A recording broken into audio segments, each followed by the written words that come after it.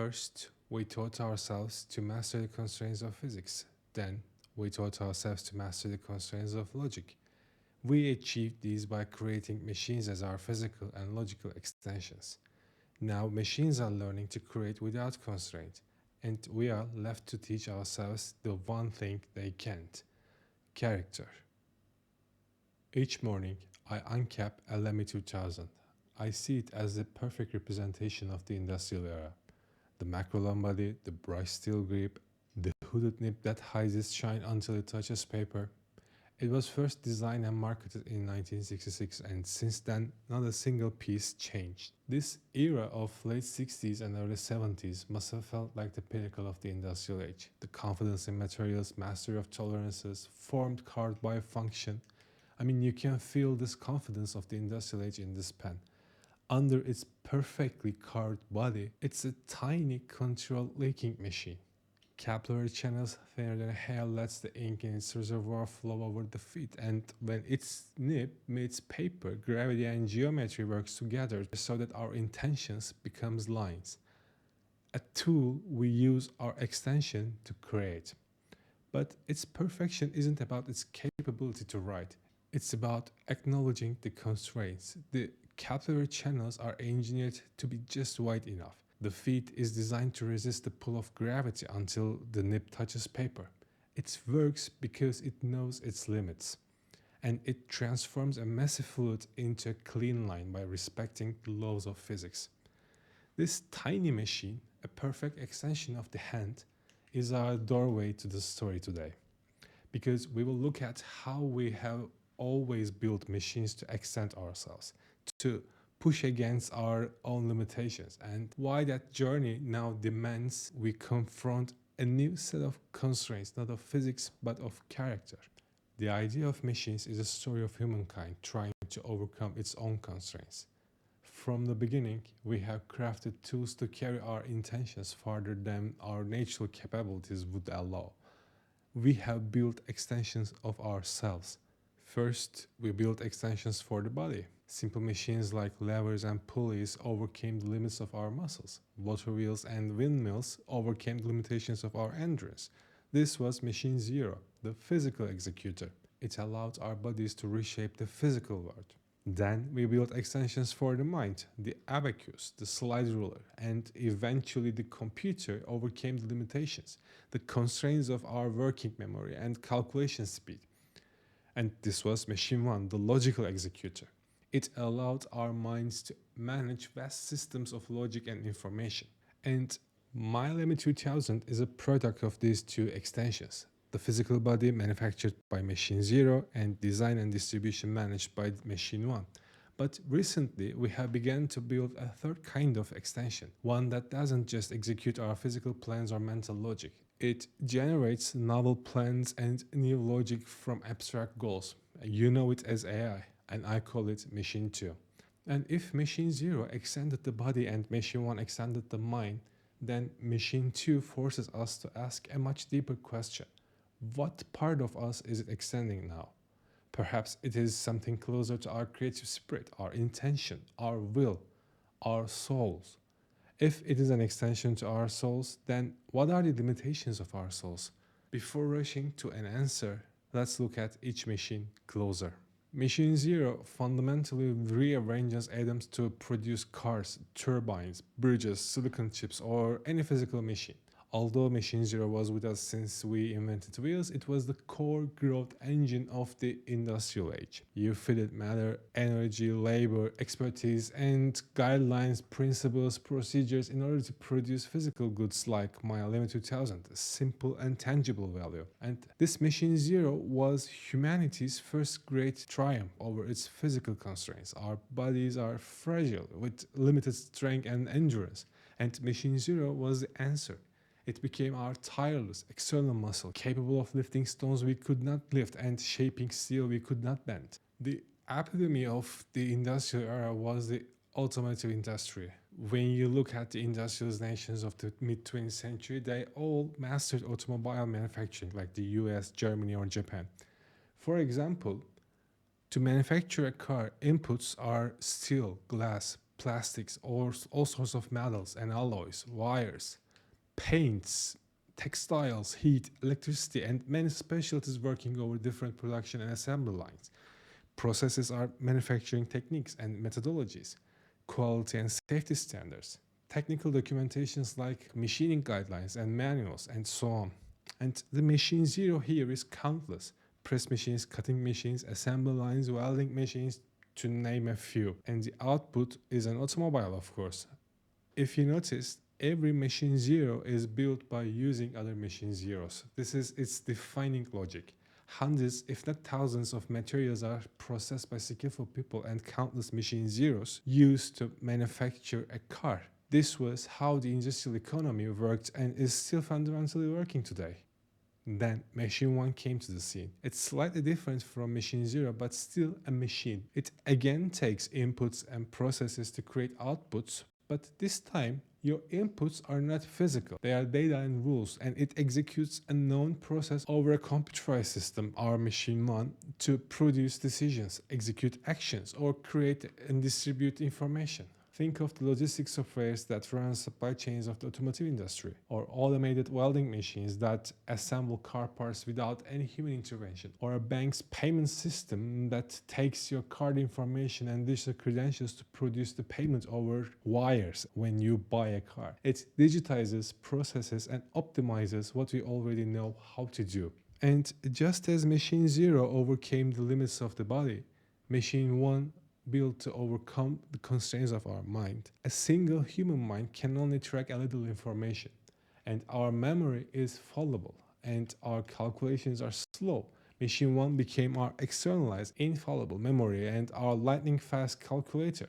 Think of the ERP, Enterprise Resource Planning programs. They are the epitome of the Machine 1 that run the knowledge economies. Programs like SAP or Oracle capture the very essence of this machine. They collect, process, store, and distribute data and information at lightning fast speeds and provide instant information to management to take better actions each time, allowing for more optimal operation. Let's make this concrete. When you see an online ad for a pair of sneakers and click buy and enter your details, you are kicking Machine 1 into gear. Your action is the start of a massive automated chain reaction that defines a knowledge age. Inputs are your click, your shipping address, your payment information, and this data, along with thousands of other orders, real-time inventory levels from a warehouse across the world, and shipping schedules from logistic partners, is fed into a central digitized system. And the process is business rules, agreements between suppliers, regulations, customs, transaction protocols between banks, etc. And the Machine 1 is the software that runs the business. It executes a complex set of pre-written rules based on your inputs. This user clicked on the Instagram ad for the white sneakers size 10. Check the main warehouse inventory. If stock is available, reserve one pair. Process the payment via the payment gateway. Automatically generate a shipping label and send the digital order to the warehouse workers scanner. Send a confirmation email to the customer with a tracking number. Update the marketing dashboard, show that the Instagram ad campaign just made another sale. The output isn't the physical pair of sneakers, it's the seamless coordination of information and actions. It is the confirmation email in your box, the shipping label being printed in a distant warehouse, and real-time sales chart on manager's screen. Machine 1 didn't invent the process of selling shoes. It took the existing known processes and made it incredibly efficient by extending the mind's ability to manage information. It optimized the known world by breaking through our cognitive limitations. And now we have been moving towards a totally different economy with a brand new machine, the AI economy, and the Machine 2. This is built on something fundamentally different. This new machine, Machine 2, does not take inputs and processes to create output. It generates the process itself. You give it inputs and outputs to train them, and once it learns, it yields a brand new functional process that can be embedded into Machine 0 or Machine 1. For example, you feed it with historical consumer complaints and your company's response to them as inputs, and the results of resolutions as outputs to create a customer service chatbot, and it writes the code. It generates a machine one for handling customer service, or you feed it with the previous car models, blueprint, and performance to design a more efficient part for the car, and it can generate the 3D model and specifications to manufacture. It generates the instructions for a machine zero. And this is the core of the new revolution. For the first time, we have a machine that creates other machines. This is not an extension, it is an amplification. If machine zero gave us stronger hands and machine one gave us faster thoughts, machine two gives voice to our deepest intentions. It is the beginning of an extension for what we might call the soul. I want to make a clear distinction between what is seen and what is working behind. What you see when you open the ChatGPT app, Google Gemini, or Midjourney is part of the machine one world. However, the algorithms and infrastructure behind them are machine two. What do I mean by that? Let's go back to the buying those sneakers. Now, we need to distinguish between a human-made traditional machine one and an AI-backed next-generation machine one. The ERP system that processed your order was a traditional machine one. The algorithm which calculated that you should be seeing this ad is the newer, smarter machine one, the AI recommendation engine. Because the process of the recommendation engine showing you that ad is a machine one operation. The inputs are your personal data, your browsing history, things you have liked, your location, and the behavior of millions other users. And the process is the recommendation algorithm executing its task. Based on all these data, it calculates that you are highly likely to be interested in those white sneakers. And the output is the ad appearing in your social media feed. It is an incredibly sophisticated system, but still a machine one. It is executing a predefined, even self-learned process to produce a result. So where is the machine two? The machine two is a system which built that recommendation engine in the first place. The engineers at the shoe company didn't write millions of rules like if a user likes running pages, show them running shoes. Instead, they used machine two. They fed it with a different set of inputs, the raw historical purchase data of millions of customers. Basically, a giant list of this person bought this, then look at that, and then finally bought this. That sort of stuff. The desired output they defined was simple. Create a system that can accurately predict what a user will want to buy next. Then machine 2 number crunch all these data and learn patterns, connections, and correlations that no human can ever discover. And its final output wasn't the ad itself. Its output was the entire recommendation engine.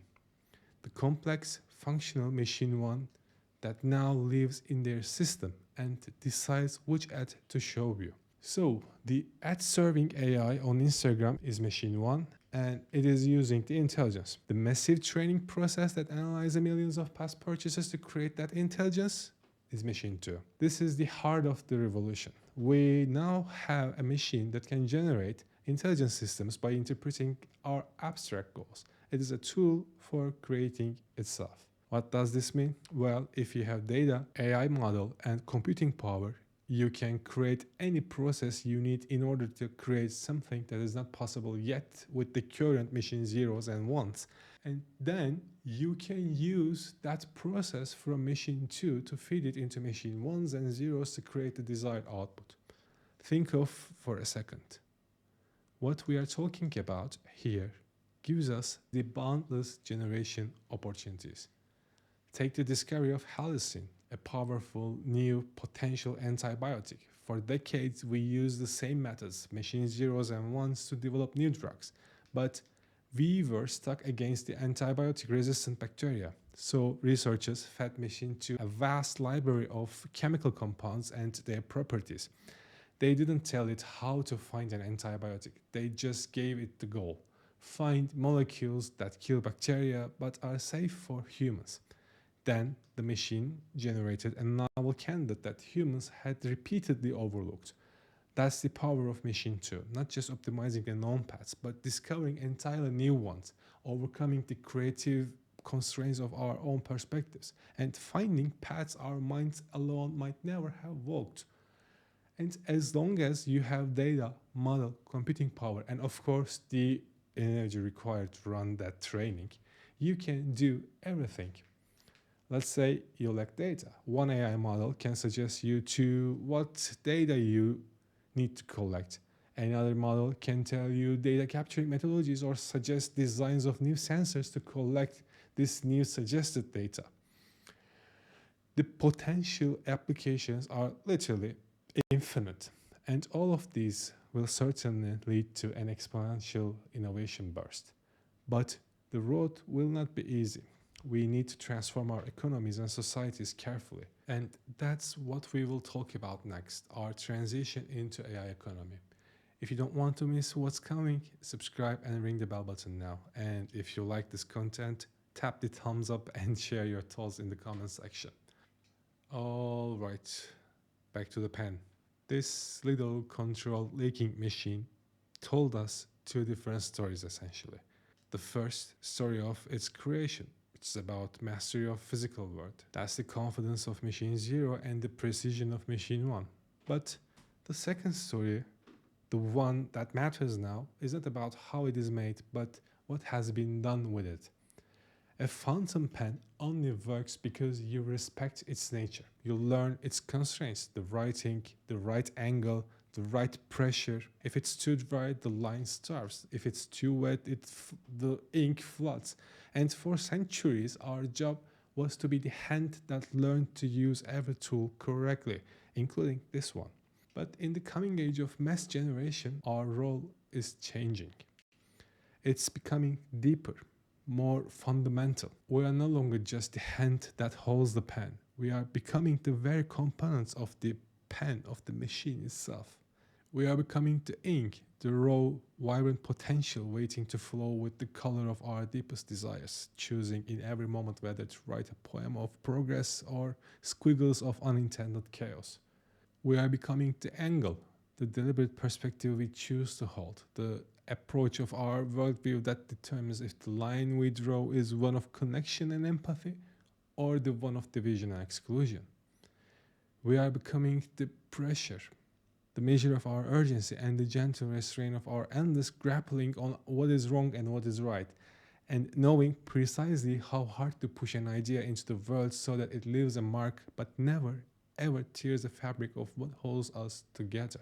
And we are becoming the feet, the unseen channels of ethics and the careful architecture of fairness, the quiet, thankless systems we should or we must now design to ensure the immense potential of our ideas flows steadily and constructively, never becoming a destructive flood.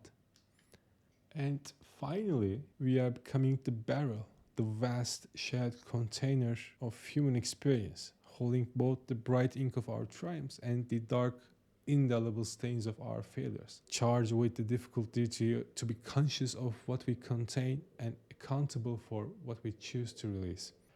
And here we find the answer to our question.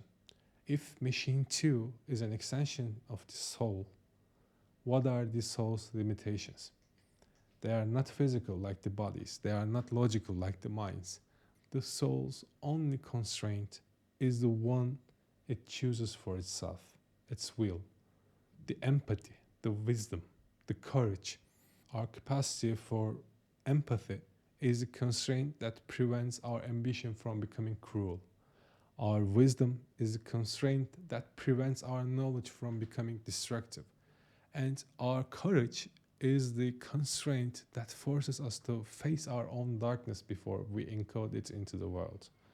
And these constraints are what feels so timely to remember, because before it's too late, we must demand that the ones holding the power of machine 2 should be bound by these constraints, that they choose them freely.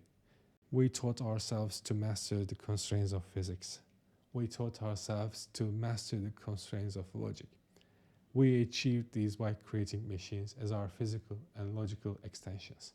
And now machines are learning to create without constraint, and we are left to teach ourselves the one thing they can't: character.